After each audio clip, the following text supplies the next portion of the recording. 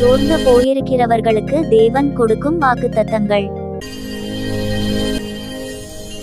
எனக்கென்று யாருமே இல்லை, எனக்கு ஆறுதல் சொல்ல யாருமே இல்லை. என் வாழ்க்கையின் நிலைமை இனி மாறாது, இனி இப்படித்தான் என் வாழ்க்கை இருக்கும். தேவனும் என்னை கைவிட்டு விட்டாரோ என்று சோர்ந்து போய் இருக்கிறவர்களுக்கு தேவன் கொடுக்கிற ஒரு சில வாக்குத்தத்த வசனங்களை பார்க்கலாம். நீ என் தாசன், நான் உன்னை தெரிந்து கொண்டேன், நான் உன்னை வெறுத்துவிடவில்லை.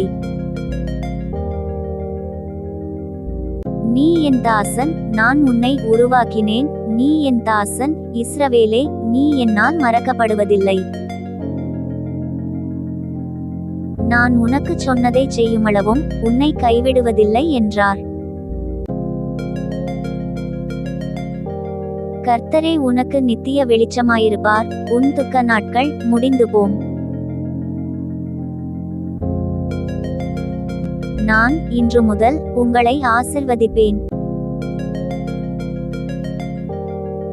நான் உன்னை விட்டு விலகுவதுமில்லை, உன்னை கைவிடுவதுமில்லை.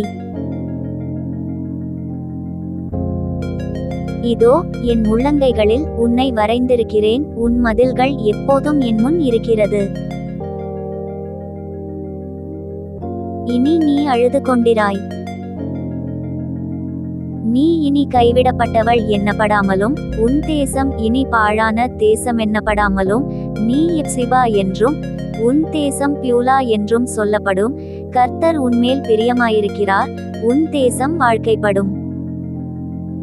எப்பிராயீமே, நான் உன்னை எப்படி கைவிடுவேன்? இஸ்ரவேலே, நான் உன்னை எப்படி ஒப்புக்கொடுப்பேன்? தேவனே, உம்முடைய வாக்குத்தத்த வசனங்களுக்காக நன்றி.